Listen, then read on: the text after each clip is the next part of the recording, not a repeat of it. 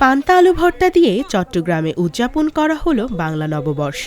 একেবারেই ভিন্ন এক আয়োজনে বাঙালির প্রাণের উৎসবকে ঘিরে আয়োজন ছিল বর্ণিল। তবে এবার ইলিশ নয়, নজর কাড়ল গ্রামীণ ঐতিহ্যের পান্তা ভোজ।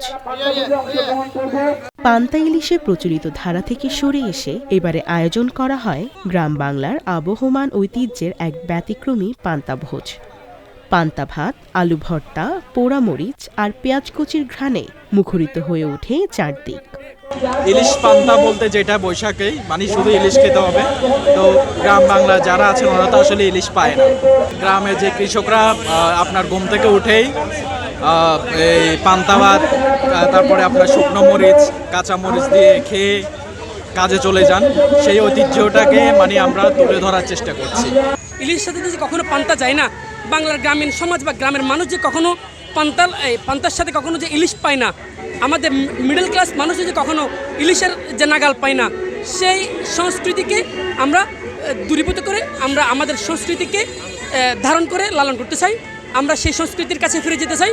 সেজন্য আজকের আমাদের যে পান্তা ইলিশের পরিবর্তে পান্তা ভোজ এবং সাথে থাকবে আলু ভর্তা, পোড়ামরিচ, এবং সেই আয়োজনটা থাকবে কোনো এলিট শ্রেণীর জন্য না, বাংলার কেটে খাওয়া মানুষ, রিক্সাওয়ালা, শ্রমিক, কুলি, মজুর সবার জন্য।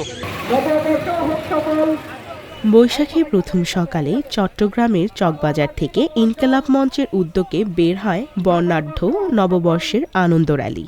র্যালিটি শহরের গুরুত্বপূর্ণ সড়কগুলো প্রদক্ষিণ করে শেষ হয় জামাল খান মোড়ে। সম্মিলিতভাবে পান্তা ভোজের পর দেশীয় গান গেয়ে নতুন বছরকে স্বাগত জানান রাস্তার দুই ধারে অংশ নেয়া শত শত মানুষ। বিগত সময়গুলোতে আসলে সংস্কৃতির জায়গায় অপসংস্কৃতির চর্চা বেশি করা হতো, কিন্তু এখন এসে বাংলার মানুষ তাদের যে সংস্কৃতি, যে পুরনো যে ঐতিহ্য, সেই ঐতিহ্য ফিরে পাচ্ছে।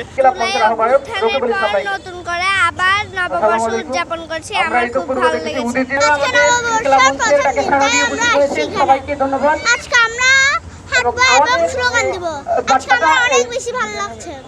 এই আয়োজনে শুধু খাবার নয়, উঠে এসেছে কৃষিজীবী বাংলার হারিয়ে যাওয়া সংস্কৃতির নানা অনুষঙ্গ। বাংলার গ্রামীণ সংস্কৃতি, আমাদের বাংলার চাষাভূষা,